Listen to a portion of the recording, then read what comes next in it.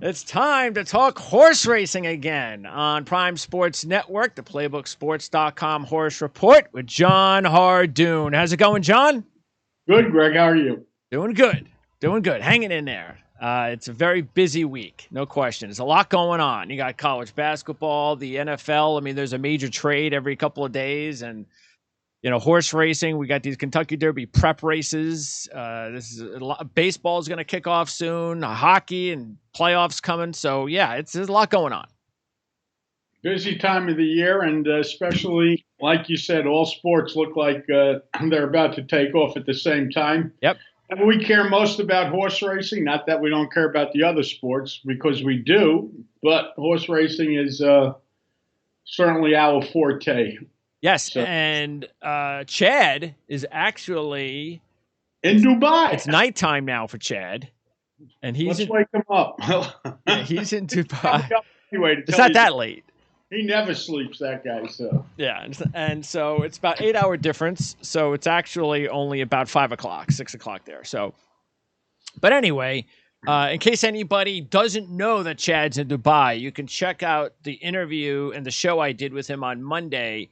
And all you have to do is check out, because I know there's not enough room sometimes on our board, on the channel board, for the description of every show. So what you have to do is just click the show more. And under that's where you get the link where you can go and watch all of Chad's daily shows in Dubai. So including, of course, coming up tomorrow morning for the Dubai World Cup and the UAE Derby. Now, I know there's no sheets over in Dubai, so you don't really handicap horse racing. Not true. We do have sheets. You do? Yes. They were hard to make, and it was a big effort by the office, but they got them out because problem was they had, I think, 23 Japanese horses. And we can make numbers from everywhere, but Japan seems to be the toughest place to make them. And but they they got them out. So is that because of the fact that there's a lot of horses from Japan? Yeah, I'm telling you, there are 23 horses running that came from Japan. Okay, all right. So there was one race that I was a little interested in. If you want, I'll give everybody a free bonus. It was the 7th race. Why not? The turf race, Colonel Liam, comes up pretty strong on the sheets. I don't know what number, because they're post position numbers and they're actually betting numbers. They assign them different numbers. Okay. Than their post is. Like, for example, Life is Good is breaking from post 1, but on their sheet he's like another number. So you got to find the name and match it to the number. It's a pain in the neck, to be honest with you. But I skimmed through the races, and Colonel Liam popped up as a real play. He's listed at 7-1 on the morning line and the grass race. So people that are listening are getting a freebie here. Well, this horse sounds familiar. Yeah, he's a New York horse, East Coast horse, I should say. Todd Pletcher trains him. He's over there. As well and as successful as Pletcher is, I really don't remember winning many races there, to be honest with you. Some trainers go there and do well, like Bob Baffert and other trainers, but Pletcher, not so much success. But Colonel Liam seems to stick out off the figures, and that would be my one play that I would be looking to play there tomorrow. Is he over there, Pletcher? I don't know, but the horse is there. So anyway, that's race 7, and you can find out what Chad thinks about race 7. Again, just check out the link over on his show page. I'll try to add that link, by the way, on this page, keeping in mind that, of course, in the next few seconds, a lot of the viewers are going to be adios amigos. That's because, what are you guys waiting for? $5. That's all. It's $5 for the tier to watch everything else that we're going to talk about, all the good stuff regarding our analysis and picks of these races. And, we've been doing pretty good over the past few months. So I'm pretty proud of what we've been able to provide. We don't win every race. We're not supposed to win every race. We're not expected to, but I think we've done a pretty good job.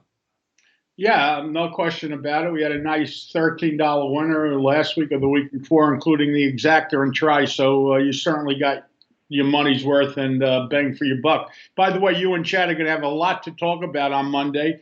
As yesterday, 4 major horses from the Baffert barn have been shifted to different trainers. So when they run next week, those races are going to count because those are 100-point races, and I believe some of them went to Tim Yakteen, an old assistant to Baffert, and other ones went to Rudolph Brissett. So it's going to be interesting. They're going to be running for points, and those races are going to count for them. We knew it was going to happen all along, Greg. Yes, it made too much sense. Right. I mean, loyalty goes so far, but you only get one shot at the Derby, and I knew they were going to move, and you knew they were going to move, and everyone knew they were going to move, but they were trying to play the loyalty game and hold out as long as possible. But now it's crunch time. All right. Well, hopefully, depending on the travel, of course, Chad is going to be coming over from Dubai. I guess he leaves. I don't know if he leaves. Well, the whole time difference throws me. So hopefully that he lost or something. He said he lost Sunday going there. He's going to get Sunday back, but he'll probably be wiped out. But he's a trooper and he's a gamer. And next week the Philly ships to Turfway Park, so he'll be busy with that because he's not going to fly. He's going to drive to Turfway, and So let's see. So when does your horse run? Saturday, April 2nd. Okay, so next Saturday. Yeah. Okay. That's actually when all the other big Derby prep races also get going, right? Derby is that day, as well as some other races. Yeah. I think the Santa Anita Handicap maybe that day, or the Santa Anita Derby, I should say. It's either the second or the following week. So, let's see. Next week you got the Florida Derby.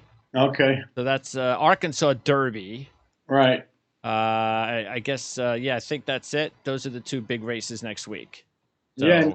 Chad's top selection, Cyberknife, is in the Arkansas Derby, and he's got to run 1-2, or there'll be no Derby for Cyberknife this year. Oh, that's right. The Jeff Ruby Stakes is next week, too.